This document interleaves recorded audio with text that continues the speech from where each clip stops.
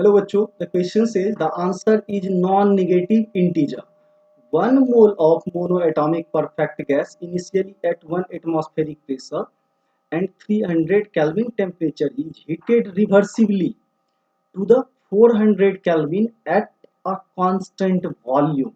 Calculate the change in internal energy and the work done. तो देखो बच्चों, बहुत ही सिंपल सा पार्ट है. इस क्वेश्चन में आपसे क्या पूछा गया? सबसे पहले पूछा गया है कि एट कांस्टेंट वॉल्यूम. क्या ध्यान रखना? At constant volume.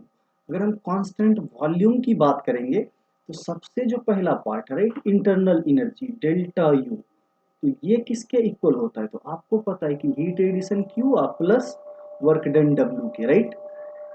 और दूसरा पार्ट आपसे पूछा गया work done W equal to. तो work done W equal to क्या होता है? पी इंटू डेल्टा भी. और जैसा कि पता है कि यहाँ पे डेल्टा भी क्या होगा? जीरो होगा, क्योंकि कांस्टेंट वॉल्यूम है. तो वर्क भी यहाँ पे क्या हो जाएगा? जीरो हो जाएगा. इस केस में डेल्टा इक्वल टू क्या हो जाएगा? क्यू हो जाएगा, राइट.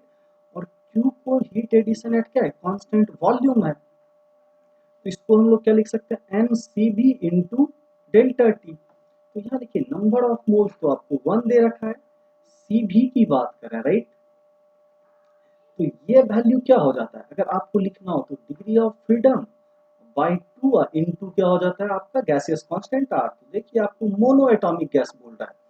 ये क्या हो जाएगा? 3/2 आर. कितना हो जाएगा? तो that is your 3/2 R into, right, आपको क्या दिया गया? Delta T. तो चेंज इन टेम्परेचर, तो देखिए 400 केल्विन से क्या है? 300 केल्विन है. तो डेल्टा टी क्या हो जाएगा आपका? 100 केल्विन. और ये वैल्यू किस में निकल के आ जाएगा? तो जूल में आ जाएगा, राइट. तो इस वैल्यू को अगर आप सॉल्व करते हो तो ये वैल्यू निकल के आ जाएगा आपका 150 आर जूल, राइट. और अगर इसको 150 को आप क्या करो कि मल्टीप्लाई कर लेते हो 8 से, या आप बिल्कुल इसी टर्म में रख सकते हो, राइट. तो ये क्या हो जाएगा? 150 इंटू आर का वैल्यू कितना होता है? 8.314. तो अगर हम क्या करें यहाँ पे 150 को मल्टीप्लाई कर लें किससे? 8.314 से, तो ये वैल्यू आपका निकल के आ जाएगा, राइट.